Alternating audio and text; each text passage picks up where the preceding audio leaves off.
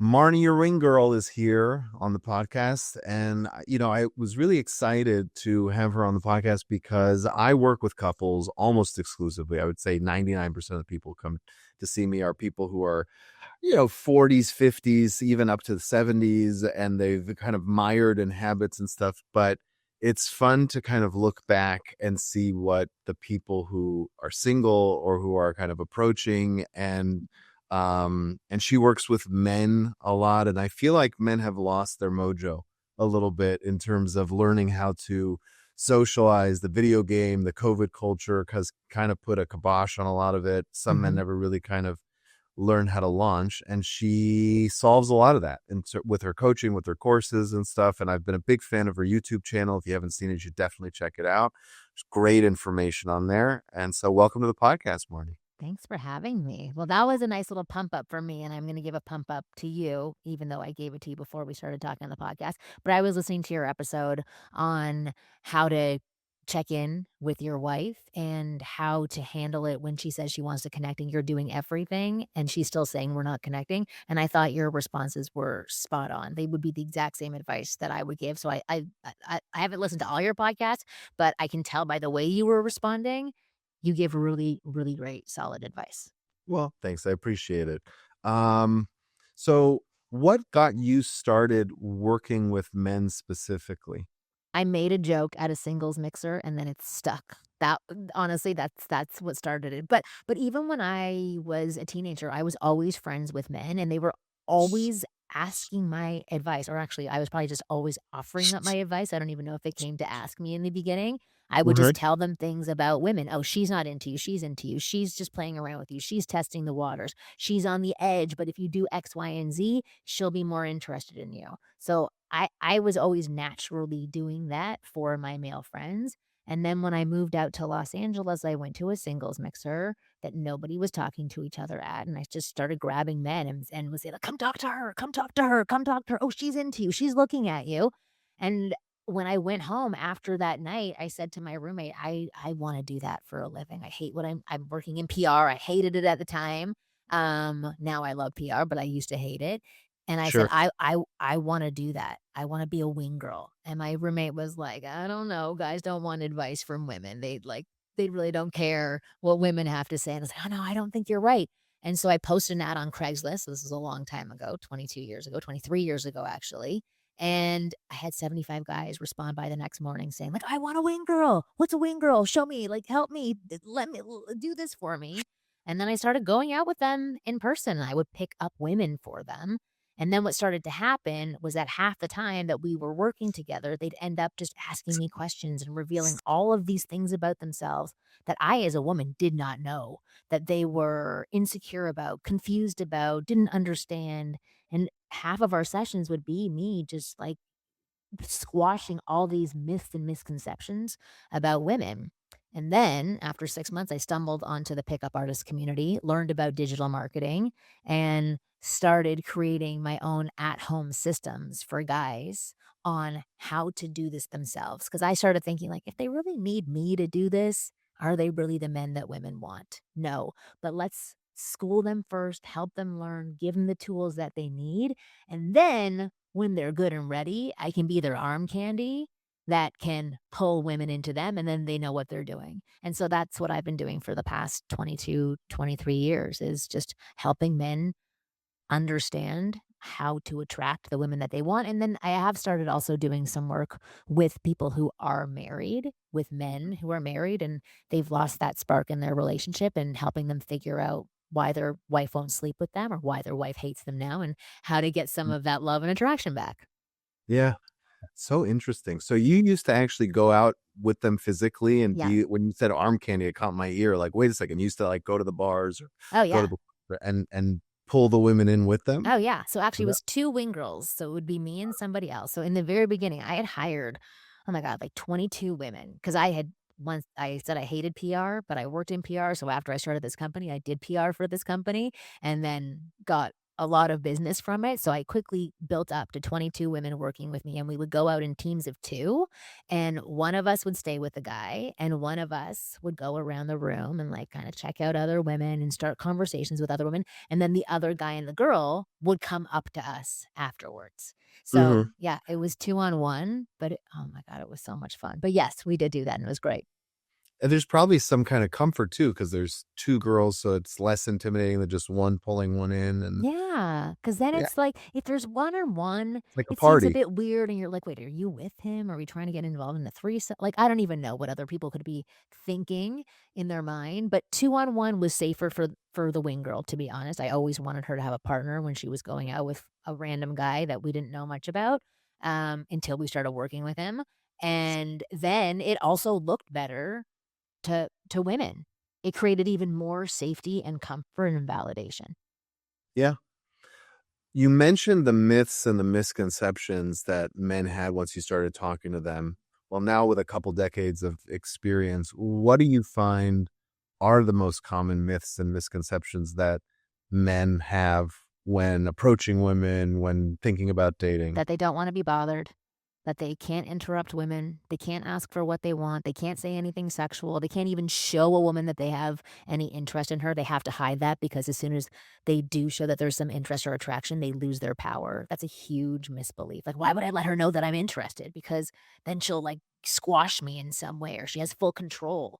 That's a huge myth. But on the other side, a ton of myths that they had going on in their head were things like, "This woman is out of my league. I can't get women like this. I don't I I'm not attractive enough. I'm not wealthy enough. Um, I'm not cool enough to have a woman like this in my life."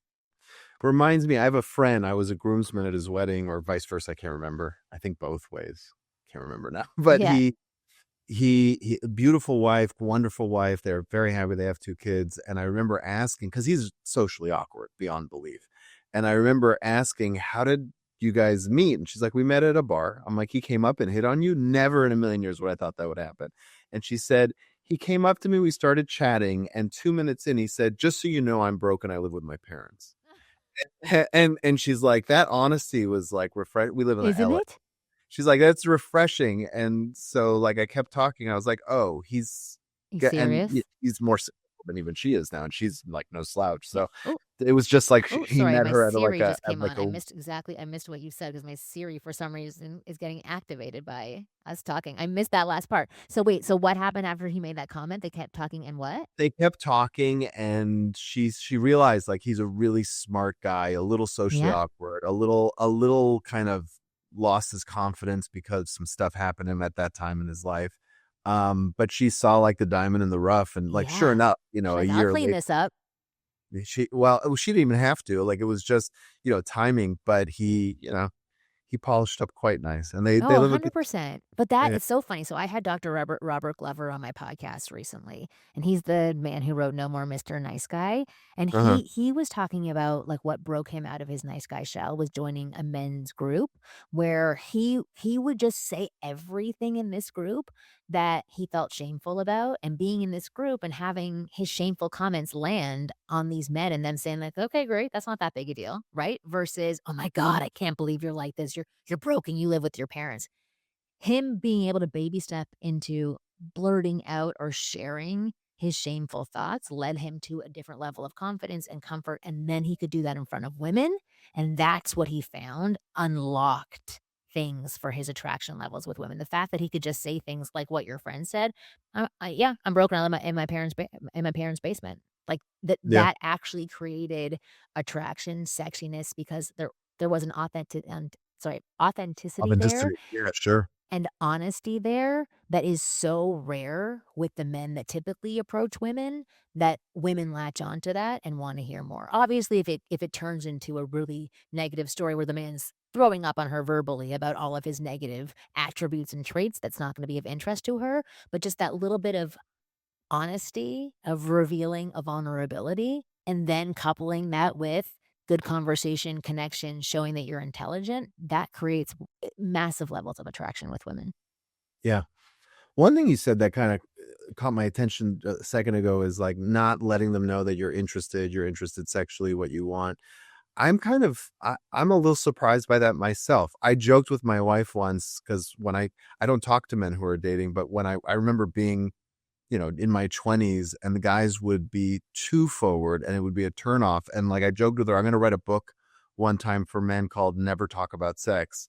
And that'll be like the dating guide, because the idea I had was like, they know you're interested in sex. You could tell them I'm interested in you, and that's like enough. But it sounds like, no, not necessarily. Well, for it Uh, depends. It depends on who the guy is. If this is like a really confident, cocky guy and he's just being aggressive and not noticing what the woman is giving back to him, like he's talking over her and through her rather than with her, mhm. then that's a separate category of men. The men that I work with are guys who are, I'm putting in air quotes, the nice guys, the ones who are overly respectful, who are overly polite to the fact that they cut off the real version of themselves. They don't show anything about who they are. They don't show their human humor. They don't show their opinions. They don't show that they're really good men. They don't show that they're academic. They don't show that they're funny. They don't show that they're real. They show that they're pleasing and appeasing men who you can only really experience them when you say who you are as a woman, because 'cause they're going to say, "Oh, yes, I'm in agreement with you. I'm that person too." So Right. for men like that, who are unbelievable men, they're just not trained on how to let out the amazing parts of them because they've been told that it's disrespectful and wrong to do that with women, right? And in order for them to get something, they have to be these gentlemen who please and appease, and that will get them some sort of result because that's what they've learned in some way. But for these guys, they cut off all sexuality and they end up acting friendly towards women, kind to women, not teasing them, not even really treating them like a real friend. Those are the men who need to be able to show that they are They need a sexual push. beings. They Yeah, need a for sure. push. Yes, that it's okay for them to show that they'll flirt with somebody. They'll say like, "Oh, you're super cute. Oh, your eyes are beautiful." Whatever it is, they're the ones where they need to be showing it and showcasing it way more because it's okay to have desire for women. It's okay to be a man who's attracted to a woman. Doesn't mean you lead with that, but Right. you are more than able to express that and show that. Yeah, I'm behind that 100%. I think we were talking about two different men, and it was about, for me, the line was like vulgarity, Yeah. which is a huge turnoff with a lot of, I would think, men and women, Yeah.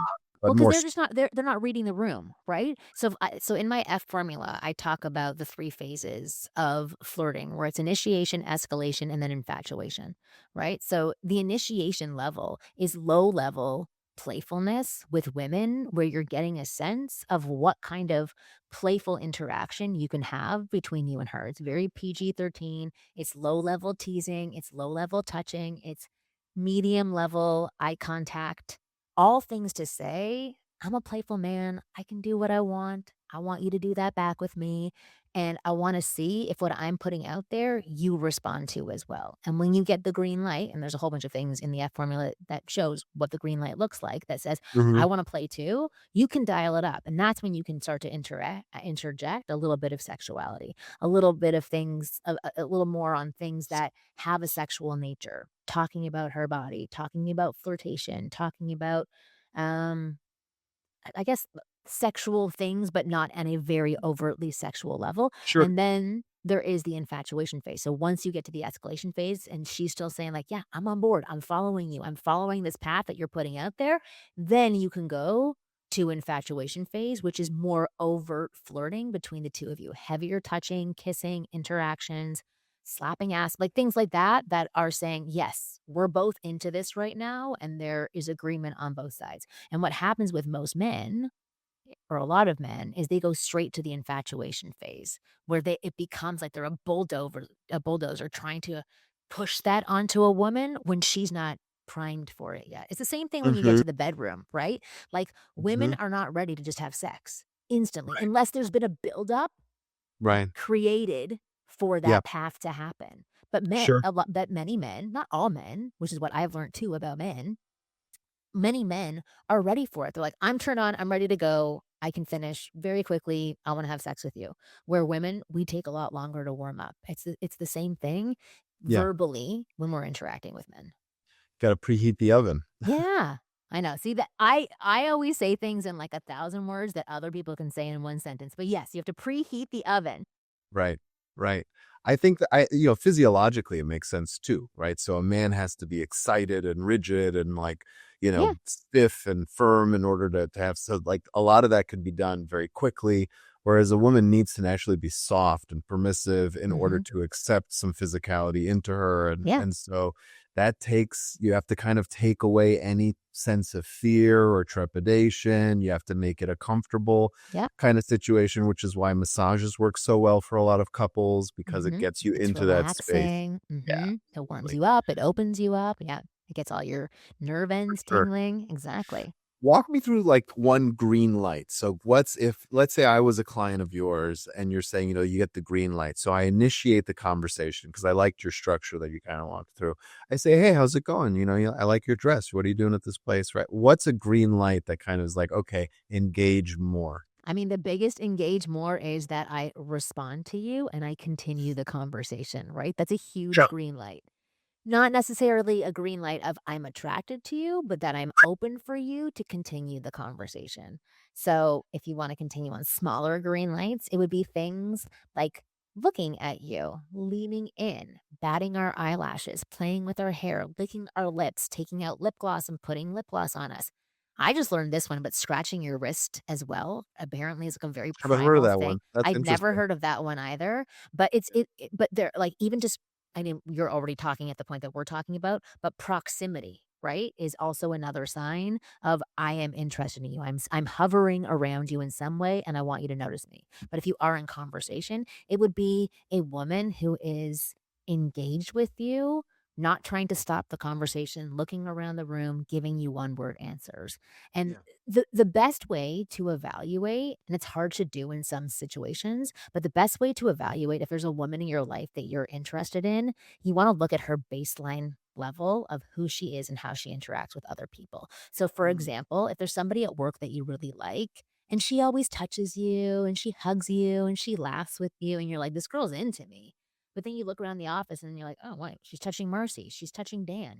Like she's doing the Touching the exact same. UPS guy. Right, the UPS guy, exactly. Like, then that's her base level. Like, that's who she Right. is and how she carries herself. But if she acts differently around you, where Right. her cheeks get a bit red, she's a little bit, like, stuttery in her conversation, she might Mhm. even, like, soften up her tone a bit, maybe doesn't say as many words, gets her tongue tied, that could be an indicator that she's interested in you, and vice versa. If she's quiet with everybody else, but she lights up when she's around you, that could be a sign that at least you're injecting energy into this woman and there's some kind of attraction going on, Yeah. sexual or not sexual. Yeah. So it's interesting because it sounds like some of what you coach and teach is learning to read the room, learning to read the body language, learning to read the signs. Yeah. And a lot of men just never get taught those things. Yeah. The other component, if I'm just being reductive here, so like it's learning to read the signs. Another thing is learning to kind of kill all the hurdles you have about yourself. So that Yeah. same thing and that men's group kind of idea that you have. And then That from that there, how to escalate, right? Yeah, well, that's the biggest thing. So every one of my programs follows a certain structure.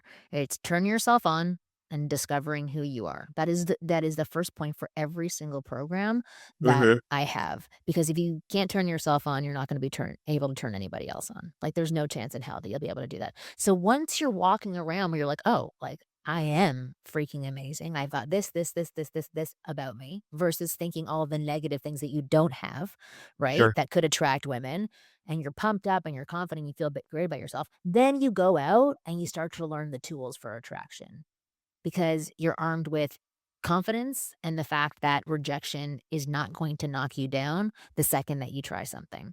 So then you have to go into the real world and practice the things. You have to practice approaching, getting over approach anxiety, having successful approaches, talking to women, escalating with women, flirting with women, joking around with women, that's what we teach as well. And then the third part is the actual flirting techniques. What flirting techniques to use, when to use them, how to inject them, how to be playful, how to have non logical conversations so that you can actually connect to women and create safety in your conversations. how to express yourself to women, kind of like Yeah. we were talking about before. It's expressing what you're thinking, what you're vulnerable about, what you want. There's so many Mhm. levels to what we do, but to be honest, there's my company started off as the Wing Girl method, which was giving Right. insight into men about how women work. The majority of our work is really about building up that man and giving him the tools that Sure. he needs, and then when he's armed with all of that information, then he goes out, and then he interacts with women properly, and Yeah. then he needs the decoding. Yeah. That makes a lot of sense. I mean, it starts from within. Um, I think that's a great approach. I mean, and then I'm sure there's quick tips and quick tricks and stuff that kinda come in handy in the field, if you can call it that. Yeah. It's this kind of understanding who you are. It also is, I think, what men probably don't realize until they're working with you is the more you know who you are, the more you know who you don't wanna be with. Oh, And so 100%. your filter gets a lot more stringent. Yeah, well, the thing is, like, the guys that I work with, I just had my group coaching call last night, and 3 of the men who were on there, all super successful, all really attractive, um, all of them said the thing that they have in common is that in the past, they just took what they can get versus going after what they want. They never really knew how to go after the woman that they want, so they would just sort of take the hand that was dealt to them, and then they would be stuck in this pattern of, okay, now I have this. She's an attractive woman who likes me. Now, how do I make this work? But it wasn't ever really something that they wanted. They were trying to figure out, how do I make this situation that's been handed to me work? And what we're working on with them and what they're getting closer to is now where they can say, oh, no, I can now go out to any woman that I'm attracted to. And then I get to decide if I want to invest more in her. So the main thing that we teach men is about the 4 S's, which are the 4 primal triggers for creating attraction in women, but also they're the 4 primal triggers that you have to be taking note of for yourself. So Mhm. the triggers are safe, sexy, special, selective. So these are 4 things that women need to feel in order to have complete attraction and infatuation for you. But on the flip side, men also need to recognize these things within themselves, that they feel safe and can be safe around women, that they believe they're sexy. When they believe they're sexy, they believe that they're an option by many, and that this one woman that they're investing in or attempting to invest in, if she doesn't want to invest back, it's not going to do anything. It won't blow up their world because they're sexy and they have other options, that they're special, that there's unbelievable things about them, that they're unique, they have different opinions than other people, the way that their brain works is amazing, the way that they have conversations is wonderful, that they're also special. But the most important one that we work on is that they're selective and that they walk around the world as a selective man, not just taking in what they can get, but actually have the power to say like, "No, our values do not align. You're very attractive. I know you wanna sleep with me because 'cause I'm freaking amazing, but I don't need to have you in my life because we have completely different values, and I'm so sorry, but you're not for me." Right? Right. That's the mindset to have, that I can select women to be a part of my life. I don't just have to take what I'm given. Yeah, I think the way to fake that in the past, people would say, "Play hard to get," and my kind of phrase I tell people is, "Don't play hard to get, be hard to get." Yeah.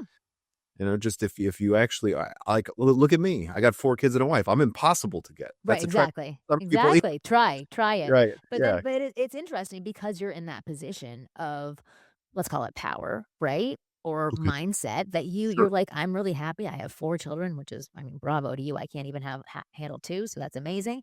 But that women can sense that about you. You navigate through the world that way. I'm steady. I've got a full family. I love my career. I love what I do for a living. That kind of energy that you walk around with is like cat bait. What is it called? Is it cat bait or catnip? Right, to women. They're just like, "Okay, this is Right. somebody that I would be attracted to 100%." I wanna Yeah, go back to the green lights that you were talking about before sure. because, uh, I do wanna give specifics, and this is something I'm trying to practice because I write videos all the time. I have time to think about the things that I wanna say, but in the very beginning of my coaching process or my wing girl process. I was all about the tactical.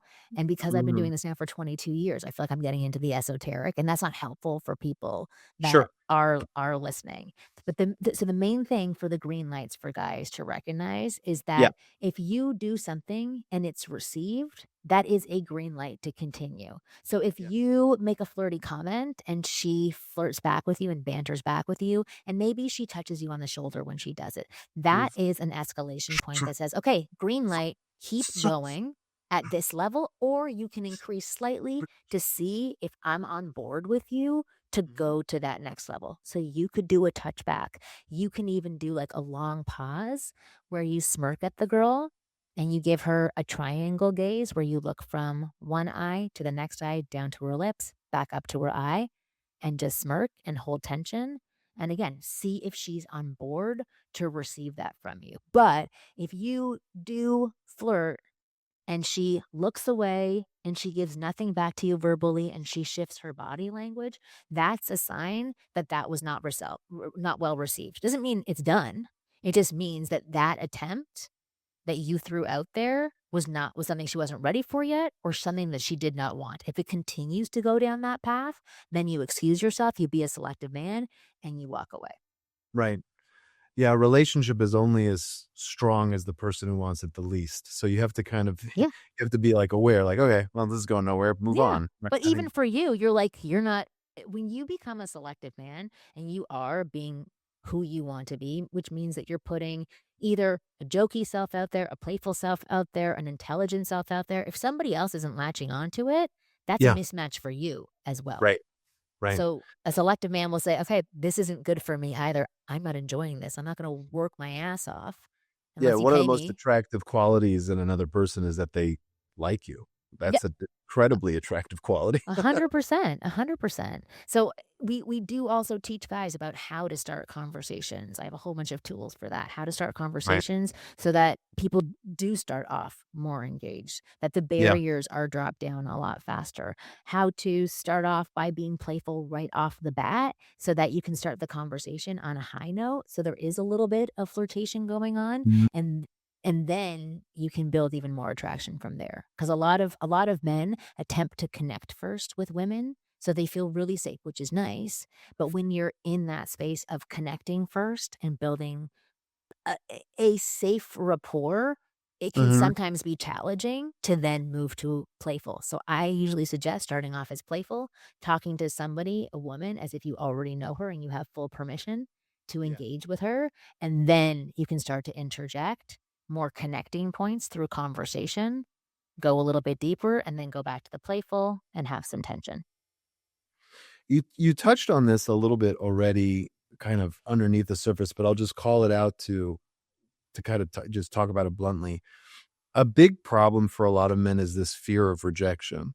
Yeah. So how do you talk about that with people? What are the tools? What's the mindset around how to get over that fear? You just go out and you attempt to get rejected. So that's one of the exercises that we have. So there's a whole bunch of other exercises that are built up just to build the foundation for yourself so that rejection doesn't hit home as massively as it was before. Like so many guys that I have worked with, they're still scarred from a rejection that they got when they were, like, in 11th grade, right? Where that hurt them because it was so embarrassing, and I get that now. Like, things that I did to men when I was younger or even to boys when I was younger, the things that I said that I thought I could say because they were a boy and they could handle it, they stunk, right? A lot, and men, if they don't have the right people around them or the right mentors or the right friend group, that sting can last a really long time. So it can be very scary to put yourself out there again. So, first, you have to lay down the foundation to build up that confidence level. You have to understand where some of these beliefs that you have about yourself and about women come from. You have to break those beliefs or at least understand that those beliefs are there and they're just beliefs, which is dictating the lens that you see the world through. So, once all of that area is covered, which is in part one of all of our programs, Mhm. then you can go on to getting out there and interacting with people and attempting to approach and from our point of view, go and get rejected. Have the Right. goal in mind of this is research right now, what I'm doing. So it's just playful and fun. I'm not outcome dependent. and wanting anything to happen because it's my research phase. And if I do have an outcome that I do have in mind, it is to get rejected. I'm going to push myself so far to the extreme with these people, and I hope that they reject me at the very end of this. So just Mhm. switching up how we view Right. rejection and the fact that they get gold stars at the end if they have 20 great rejections at the end, which means they did 50 approaches with Right. people, and that's building up a muscle for them. And I told guys, and I know all of my wing girls tell them the same thing. Go out and get rejected, fall flat on your face, come back and tell us all about it, and we're going to dissect it and figure out what we can do differently to tweak everything. But when you do get rejected, I want you to take ownership of it and be like, and be proud of it. I got rejected, and the reason I got rejected was because I did something scary. I went and approached a random woman on the street and tried to have a conversation with her, something that so few people do. Like, we look for Mhm. the positive reframe Yeah. and the mindset reframe that will help them continue on moving forward. And again, giving them the advice of when you get rejected, if you want to do something goofy afterwards and let them know that you just want a point, that's even better. I tell guys to curtsy afterwards, be like, thank you, my lady. Like, thank you for like just again, because then afterwards you're not walking away saying, I just got rejected. You're like, I just got like, you're proud of the rejection because now it's like a badge of armor. I one more rejection to add to my shield that I put in front of me so that rejection doesn't bother me anymore. And the reason that I'm suggesting this is because most of the exercises that I give in the very beginning about confidence, about belief systems, about mindset, they're all things that I have done myself. I used to be extremely shy, extremely uncomfortable. I had complete fear of rejection. I did not like myself on the inside. And I went through all of these exercises as well and have done every single one of them.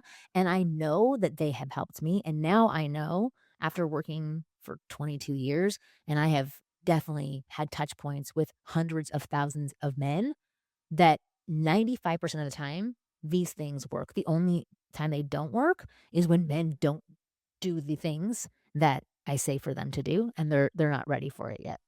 Right. Makes sense. What's your take on in-person versus online flirting and approach, especially with the new swipe culture that we live in? I'm really not great at texting, but I am a hoot in person. So I think that I would kill it online. I haven't had the opportunity to really go out and date online in the past 15 years because I've been married. But Yeah. when I was online, I did do very well. Um, so I really don't think there's a difference. I think that there's just skill sets to build up. So Yeah. I think that if you use online dating correctly, you can have massive success. And by using it correctly, it's understanding that online dating is 10 times more superficial than real life because you don't have a 3D version of yourself. So you have to make sure that your pictures are incredible. You look really freaking good and that you're not putting up really shitty old pictures of yourself that will disappoint a person when they meet you in person. And then you have to really pull on that selective, oh my God, selective lever that you have when you're dating online because so many Mhm. guys get on there and they're like, right, right, right, right, right, right, right. But to be honest, what actually works better and for the algorithm as well is if you are more selective with the people that you select on there so that you do look more. You're like, oh, I'm attracted to her, but like, let's read a little bit more about her. And then when you're looking through the profiles, you look for the things that are aligned with what you're wanting at the time. If you want something casual, you look for something that also signifies that that person's also looking for something casual. If you want somebody who, you think like if one of your values is having a really warm heart and is a supportive, loving person to the people out there, you look for that in her profile and you read what's in there.